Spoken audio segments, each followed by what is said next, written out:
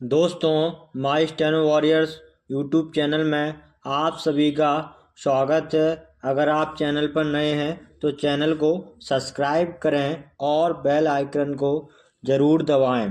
Dictation start होगी 5 second बाद। Start. अध्यक्ष महोदय, पैसा देकर लोगों को जासूस बनाया जा रहा है। सीमा क्षेत्र में जाएं या पिछड़े क्षेत्रों में जाएं, चारों तरफ विदेशी पैसे के बल पर हमारे देश के साथ खिलवाड़ हो रहा है। इतना ही नहीं, विश्वविद्यालयों में जाएं तो वहाँ भी यही खेल खेला जा रहा है। गिरजाघरों में, मंदिरों में, मस्जिदों में विदेशी पैसे के बल पर अपना प्रभाव जमाने की कोशिश हो रही है। यह समस्या किसी एक पार्टी की नहीं है, यह राष्ट्र की समस्या है। आज सदन में वित्त मंत्रालय की मांगों पर बहस हो रही है। सरकार के हर विभाग का वित्त मंत्रालय से संबंध होता है।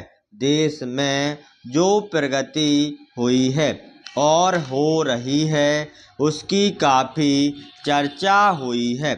जो प्रगति हुई है वह चारों ओर दिखाई पड़ रही है। कम से कम रेल विभाग में तो काफ़ी प्रगति दिखाई पड़ रही है। रेलों में अब भीड़ कम होती है। बिजली का भी काफ़ी विकास हुआ है, लेकिन देहातों की तरफ हमारा जो दृष्टिकोण है उसको देखकर कुछ कष्ट होता है। अभी जो जनगणना हुई है उसको देखने से मालूम होता है कि शहरों की जनसंख्या अधिक बढ़ी है। आज देहातों से लोग शहरों की तरफ आ रहे हैं। हमारे राष्ट्रपिता ने कहा था कि लोग देहातों में बसें, देहातों के जीवन को पवित्र करें। लेकिन स्वराज्य के 55 वर्ष बीत जाने के बाद भी देहातों की तरफ न जाकर शहरों की तरफ लोग आते जा रहे हैं। इस प्रश्न पर हमको कुछ गंभीरता से विचार करना होगा।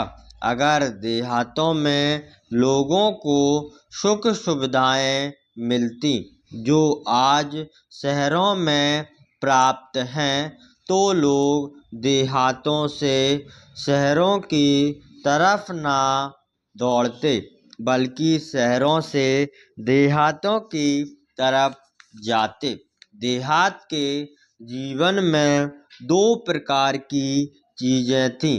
एक तो जमींदारी प्रथा थी और दूसरे वे लोग थे जो रुपए का लेन देन करते थे। जमींदारी प्रथा समाप्त हुई, इससे लोगों को कुछ राहत मिली।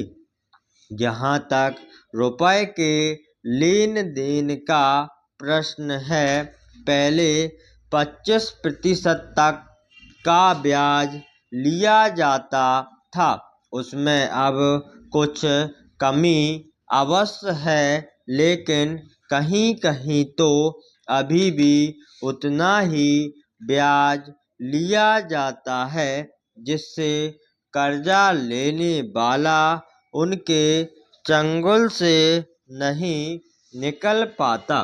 सरकार भी अब उचित दर पर कर्जा देने लगी है। इस वजह से कहीं कहीं पर साहूकारों के ब्याज की दर में कमी आई है। स्टॉप।